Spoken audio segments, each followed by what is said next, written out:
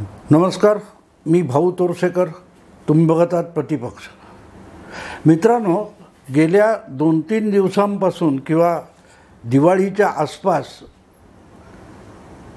आपले दुसरे चुलते प्रताप पवार यांच्या निवासस्थानी शरद पवार आणि अजितदादा यांची भेट झाली आणि त्यानंतर प्रकृती ठीक नसतानाही अजितदादा दिल्लीला केंद्रीय गृहमंत्री अमित शहा यांना भेटायला गेल्याच्या बातम्या आल्या आणि त्यानंतर एक नवाच नॅरेटिव्ह पुढे आला. नॅरेटिव्ह याचा अर्थ सूत्रांकडून सोडल्या गेलेल्या बातम्या वगैरे, की अजितदादा नाराज आहेत.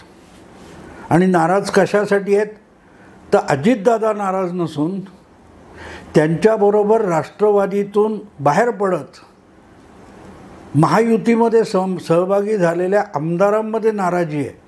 आणि त्या नाराजीचं कारण सरळ आहे की या आमदारांना आपापल्या मतदारसंघामध्ये जो काही विकास निधी मिळत असतो तो निधी उपमुख्यमंत्री आणि अर्थमंत्री अजितदादा यांच्याकडून दिला जात असतानाही त्यात अडथळे आणून तो अडवण्याचा प्रयत्न होतो. हे अजितदादांच्या समर्थक आमदारांच्या नाराजीचं कारण आहे असा त्या एकूण बातमीचा सूर आहे. आणि हळूहळू करत ह्या बातम्या स्प्रेड व्हायला लागल्यात, दिवाळीच्या दरम्यान स्प्रेड व्हायला लागल्यात. अजितदादा अमित शहांना का भेटले तर त्यामागे सुद्धा याच नाराजीचं काहीतरी कारण आहे असं सांगितलं जात होतं. पण दुसरीकडे एक गोष्ट, गेले 4 महिन्यापासून भारतीय जनता पक्षामध्ये सुद्धा एक प्रकारचा नाराजीचा सूर अगदी थेट ऐकायला सुद्धा मिळतोय. भाजपचे कार्यकर्ते म्हणता येणार नाही, पण भाजपसाठी समर्थन असलेले, भाजपसाठी सातत्याने मतदान करणारे किंवा भाजपविषयी आस्था असलेल्या बऱ्याच लोकांमध्ये अजितदादांना मुळात आणायची काय गरज होती फोडून, हा प्रश्न विचारला जात होता. म्हणजेच अजितदादा हे महायुतीत आल्याबद्दल भाजपमध्ये सुद्धा सगळ्यात मोठी नाराजी आहे हे सांगावंच लागेल. कारण मी तुम्हाला माहिती आहे की आजकाल गेल्या 4-5 महिन्यामध्ये सुशील कुलकर्णी असेल, प्रभाकर सूर्यवंशी असेल, अश्विन अघोर असेल, मी स्वतः, आमचे काही कार्यक्रम झालेले आहेत. आणि या कार्यक्रमाच्या ठिकाणी जाणीवपूर्वक भेटलेले लोक आणि समोरच्या श्रोत्यांमधून हा प्रश्न विचारला गेला आणि जणू काय आम्हीच त्या फाटाफुटीला जबाबदार आहोत अशा थाटामध्ये आम्हाला हा प्रश्न विचारला गेला की अजितदादांना आणायची काय गरज होती. तर पहिली गोष्ट म्हणजे हे सगळे काय राजकारणातली उलथापालथ चालू असते ती आमच्यासारखे यूट्यूबर्स किंवा पत्रकार घडवत नसतात. आम्ही त्याच्या बातम्या देत असतो, त्याविषयी अधिक स्पष्टीकरण करून सांगण्याचा प्रयत्न करत असतो, पण आम्ही त्यात सहभागी नसतो किंवा अगदी यासंबंधीचे सल्लेसुद्धा आम्ही देत नाही. अशा पार्श्वभूमीवर जेव्हा हा प्रश्न गेल्या 6 महिन्यात आम्हालाही 4 महिन्यात वारंवार विचारला गेला, ती बाब लक्षात घेतली तर जर अजितदादांचे समर्थक आमदार नाराज असतील तर मग भाजपच्या कार्यकर्ते आणि भाजपच्या आमदारातल्या नाराजीचं काय. कारण सरळ आहे की अजितदादा अचानक 2 जुलैला उठले आणि 40 आमदारांसकट राजभवनवर पोहोचले. त्यांचा उपमुख्यमंत्री म्हणून शपथविधी झाला आणि त्यांच्याबरोबर आणखीन 8 काहीतरी आमदारांना मंत्री पद म्हणून शपथ देण्यात आली. या पार्श्वभूमीवर सगळ्यात मोठी नाराजी कुठे असेल तर ती आधीपासून सत्तेत असलेल्या युतीच्या आमदारांमध्ये आहे, ज्याच्यामध्ये एकनाथ शिंदे गटाचे जवळजवळ 35 आमदार असतील आणि भाजपच्या जवळजवळ 90-95 आमदारांचा समावेश होतो. भाजपकडे शिंदे आणि एकनाथ, आपलं शिंदे आणि अजितदादा यांच्या बेरजेच्याही दुप्पट आमदार आहेत, तरी त्यांच्या नाराजीचा कोणाला फिकीर नाही आहे. आणि अजितदादांचे आमदार नाराज होणार असतील तर मग राजकारणाचा वेगळा विचार करायला लागतो. मी अर्थात या नाराजीबद्दल फारसं गंभीरपणे घेत नाही. याचं कारण एक भाजपचे कार्यकर्ते नाराज असल्याचं मला थेट माहिती आहे. पण बाकीच्या ज्या बातम्या मराठी माध्यमात येतात त्या नॅरेटिव्हमधून येत असल्यामुळे त्यातल्या नाराजीबद्दल मी फारसं बोलणार नाही, कारण माझा असल्या बातम्यांवर विश्वास नाही. अनेकदा पुढ्या सोडल्या जातात, जाणीवपूर्वक काही एक बेबनाव निर्माण व्हावा यासाठी कोलीत हातात दिल्यासारख्या या बातम्या सोडल्या जातात. त्यामुळे अजितदादांचे आमदार नाराज आहेत ही जी काही चर्चा आहे हा मला नॅरेटिव्ह वाटतो.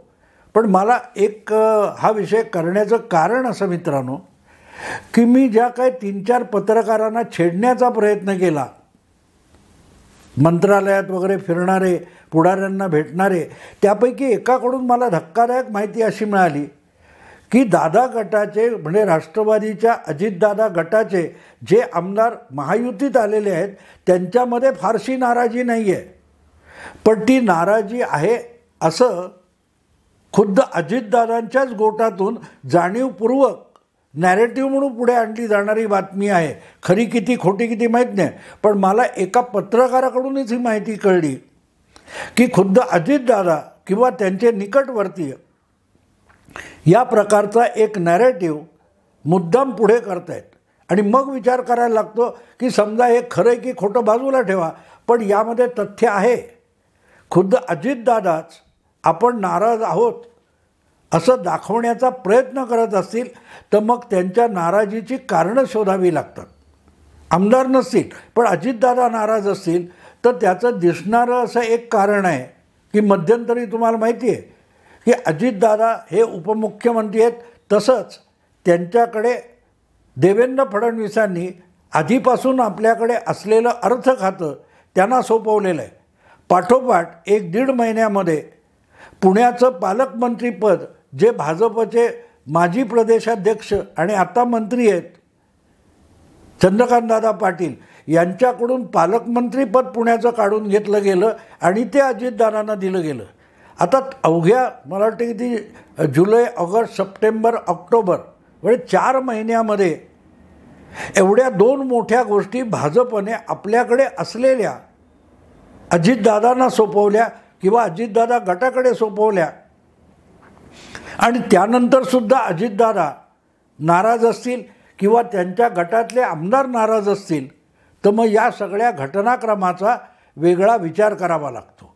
मला माहीत नाही मी यात किती तथ्य आहे याची कुठलीही गॅरंटी देत नाही, पण एक पत्रकार जेव्हा पुढाऱ्यांमध्ये वावरणारा सांगतो की हा नॅरेटिव्ह खुद्द अजितदादा स्प्रेड करतायत, तेव्हा मग एक गोष्ट सांगावीशी वाटते की अजितदादा हे काकांच्या इतके मुरब्बी राजकारणी नाहीत. त्यामुळे असले नॅरेटिव्ह सोडून राजकारण खेळतील असं मला अजूनही वाटत नाही. कारण दादा मनमोकळं बोलणारे, फटकळ बोलणारे आणि तोंडावर बोलणारे आहेत.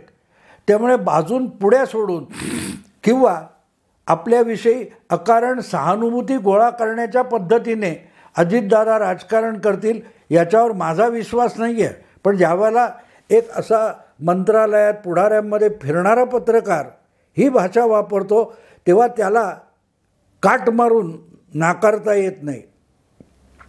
कदाचित अजितदादांच्या जवळचे जे अनेक लोक आहेत ते जाणीवपूर्वक असं काही वातावरण निर्मिती करू बघत असतील तर त्याचं एक कारण असं संभवतं की ज्या प्रकारे यापूर्वीच्या म्हणजे अशोक चव्हाण असतील किंवा तुमचे पृथ्वीराज चव्हाण असतील त्यांच्या काळात उपमुख्यमंत्री म्हणून अजितदादांनी ज्या प्रकारे काम केलं होतं त्यामध्ये ते कायम वरचढ ठरलेले होते.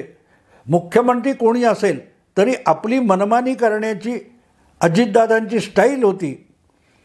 आणि उद्धव ठाकरेंच्या बाबतीत काय बोलायचं, उद्धव ठाकरे नामधारी मुख्यमंत्री होते आणि प्रत्यक्ष सगळं सरकार, सगळं प्रशासन अजितदादांच्या इशाऱ्यावर चालत होतं हे बिलकुल लपून राहिलं नाही. खुद्द शरद पवारांनासुद्धा आपल्या आत्मचरित्रात लिहावं लागलं की आम्ही ज्याला मुख्यमंत्री केलं तो 2.5 वर्षात 2 दिवससुद्धा मंत्रालयाकडे फिरकला नाही. तो अशा परिस्थितीत जो उपमुख्यमंत्री असलो तरी आपले अधिकार हे मुख्यमंत्र्यापेक्षा अधिक आहेत. अशा स्टाईलने जे अजितदादा काम करतात त्यांना एक उपमुख्यमंत्री आणि एक मुख्यमंत्री आपल्यासोबत आहेत आणि ते ज्येष्ठतेने वागतात, अशी जेव्हा परिस्थिती असते तेव्हा अजितदादा नाराज असणं स्वाभाविक वाटायला लागतं. आता आपण दुसऱ्या बाजूने बघू की पहिली गोष्ट म्हणजे या सगळ्यामध्ये वेगवेगळे राजकीय डावपेच आहेत म्हणून अजितदादांना महायुतीमध्ये आणलं गेलं, राष्ट्रवादी काँग्रेस फोडली गेली, ही वस्तुस्थिती आहे. पण ज्यावेळेला अशी फाटाफूट घडवून आणली जाते तेव्हा दोन्ही गटांना एकमेकांची गरज असते हे सुद्धा विसरता कामा नये. समजा अजितदादा आले नसते तर महायुतीचं काही फारसं बिघडणार नव्हतं. त्यांच्याकडे निर्विवाद बहुमत होतं. पुढे जवळजवळ 155 160पर्यंत आमदार होते. तेव्हा अजितदादा आजसुद्धा शरद पवारांच्या नेतृत्वाखाली महाविकास आघाडीमध्ये राहिले असते तरी सत्तेत बसलेल्या शिंदे फडणवीस सरकारचं काहीही बिघडलं नसतं. पण तरीही वेगळ्या राजकारणासाठी म्हणजे आगामी निवडणुका, त्यामध्ये बारामती हा मतदारसंघ लक्ष करणं, या सगळ्या कारणासाठी अजितदादांना फोडणं हे भाजपसाठी आवश्यक होतं आणि ते केलं गेलं असं माझं मत आहे. तेव्हा ती गरज जितकी भाजपची आहे तितकीच अजितदादांची नव्हती का? अजितदादांनी आपल्या काकांना टांग मारून त्यांचा पक्ष सगळा बळकावून जी काय भाजपला साथ दिलेली आहे ते भाजपवर उपकार केलेत असं अजितदादांना वाटत असेल तर मात्र अजितदादांच्या राजकीय महत्त्वाकांक्षेवर प्रश्नचिन्ह लावावं लागेल. आणि त्याचं कारण असं आहे की यामध्ये तुमच्या दुपटीपेक्षा अधिक आमदार भाजपकडे असून भाजप जर 9 मंत्र्यांवर खुश असेल किंवा आपल्या आमदारांना आवरू शकत असेल तर त्यांच्या निम्म्यापेक्षा कमी आमदार असलेल्या आपल्या गटाच्या आमदारांना अजितदादांना आवरता आलं पाहिजे. आणि ते आवरता येणार नसेल तर मग अजितदादांना राजकारणात कुठलंही भवितव्य नाही असंच म्हणावं लागेल. अगदी स्पष्ट सांगतो, असंच म्हणावं लागेल. किंवा त्यांच्या महत्त्वाकांक्षा आधी माझी किंमत मोजा मग पुढचं राजकारण बघू अशी असेल तरी मग अजितदादांना राजकारणात भवितव्य नाही हे उघडपणे आणि ठामपणे सांगावं लागेल. कारण जर ते महाविकास आघाडीत राहिले असते तर विधानसभा निवडणुका पुढच्या होतील, त्यानंतरच काहीतरी मंत्रिपद किंवा सत्ता वगैरे हे बघता आलं असतं. पण तुम्हाला कारण नसताना, तुमच्या संख्येची गरज नसताना भाजप जेव्हा सोबत घेतो आणि त्यासाठी भाजप आपल्या आमदारांना गप्प करून तुम्हाला मंत्रिपद देतो तेव्हा तुम्हाला काही गोष्टी समजून घ्याव्या लागतील. एकनाथ शिंदे असोत किंवा देवेंद्र फडणवीस असोत, त्या दोघांनी मंत्रिपदाची शपथ घेऊन जवळजवळ वर्षभर सरकार चालवलं. तेव्हा त्या दोन्ही पक्षातले अनेक आमदार आपल्याला आज ना उद्या मंत्रिपदाची लॉटरी लागणार म्हणून प्रतीक्षा करत होते आणि वर्ष पूर्ण होता होता त्यांच्यापैकी दोन्हीकडच्या 4-5 काय असतील त्या लोकांना मंत्रिपदावर वर्णी लागण्याच्या ऐवजी त्यांच्यासाठी जी पंगत वाढलेली आहे असं वाटत होतं त्या पंक्तीवर येऊन अजितदादा गटाचे 9 आमदार बसलेले आहेत. म्हणजे त्यांच्या एकनाथ शिंदे गटातले असोत किंवा भाजप गटातले असोत त्या आमदारांच्या तोंडचा घास काढून अजितदादांच्या 9 आमदारांना भरवण्यात आलेला आहे. आणि त्या पलीकडे तुम्ही नाराज असाल तर मग यापेक्षा अधिक किंमत भाजप देईल असं वाटत नाही. आणि भाजपच कशाला, एकनाथ शिंदे पण त्यासाठी राजी होणार नाहीत. पण आणखीन एक गोष्ट इथे लक्षात घ्यावी लागेल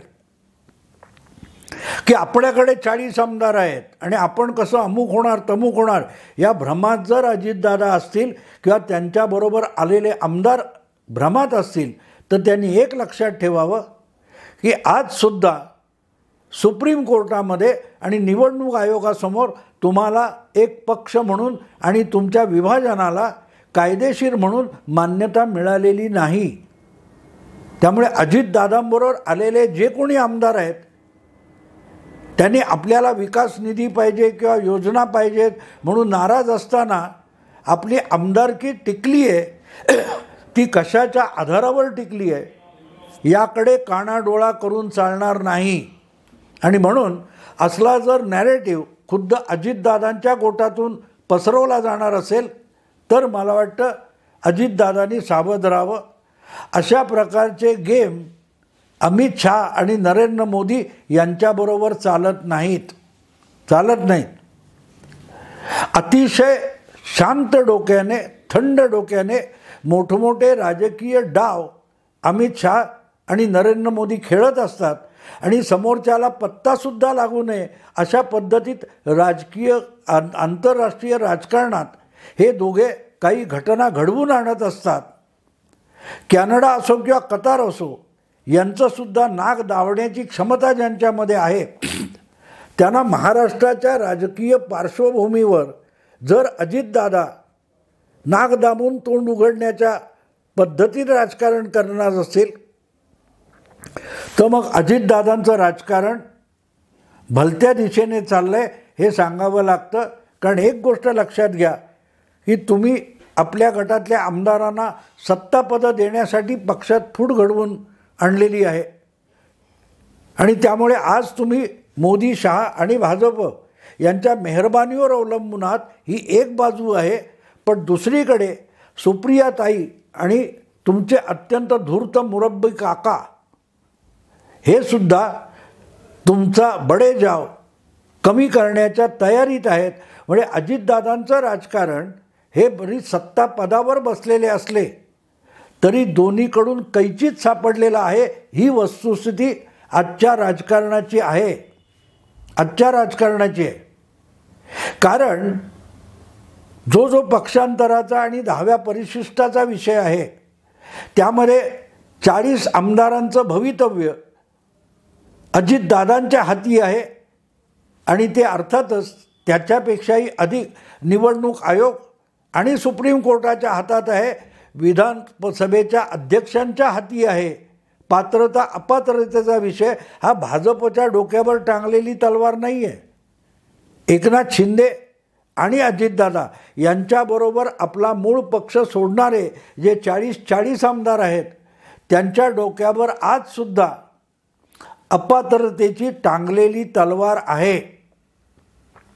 आणि अशा वेळेला तो धोका संपुष्टात येण्याच्या आधीच जर या प्रकारचं नाराजी नाट्य अजितदादा किंवा त्यांचे सहकारी आमदार रंगवणार असतील तर ते स्वतःला धोक्यात आणतायत हे विसरून चालणार नाही. की विकास निधी मिळत नाही, अमुक निधी मिळत नाही. अरे तुम्ही विरोधी पक्षात बसला होता तेव्हाचे अर्थमंत्री तुम्हाला या बाबा रांग लावून तीर्थप्रसाद घ्या असा निधी वाटत होते? नाही वाटत होते. देवेंद्र फडणवीस किती उदार असले तरी एवढे पण उदार नाहीत की आपल्या आमदारांना गप्प बसून विरोधी पक्षाच्या आमदारांना विकास निधीची खिरापत वाटतील. तुलनेने गेल्या 4 महिन्यामध्ये अजितदादांच्या गटाच्या आमदारांना काही प्रमाणात तरी खिरापत मिळालेली आहे. आणि तरीही तुम्ही नाराज असाल तर सरळ सांगितलं जाईल की ठीक आहे तुम्ही बाहेर पडा. आणि बाहेर पडलात तर तुम्हाला तुमचे काका आणि तुमच्या चुलत भगिनी तितक्याच सन्मानाने परत सोबत घेतील का याचाही विचार केला पाहिजे. आणि म्हणून मी अजितदादांनी न मागितलेला सल्ला त्यांना देईन की खरोखरच तुमचे आमदार इतके नाराज असतील तर त्या उपमुख्यमंत्री पदावर लाथ मारा आणि व्हा बाजूला. मग कळेल. त्या हिंदी सिनेमामध्ये घरातून रागाने निघून गेलेला मुलगा किंवा मुलगी असते त्याच्याविषयी बोलताना तो बाप किंवा आई काय म्हणतात? जाने दो, 4 दिन में अटेल दाल का भाव समझ में आएगा, वापस आ जाएगा. सुप्रियाताई किंवा शरद पवार अशा वेळेची किंवा अशा घटनेच्या प्रतीक्षेत आहेत हे विसरू नका. कारण आपल्या विधानसभेच्या अध्यक्षांपासून निवडणूक आयोग आणि सुप्रीम कोर्टापर्यंत अजितदादांच्या गटाचे जे आमदार आहेत त्यांच्या डोक्यावर आपल्या आमदारकीची टांगलेली तलवार आहे. विकास वगैरे निधी सगळं पाहिजे तो परत एकदा निवडून येण्यासाठी पाहिजे, ही वस्तुस्थिती आहे.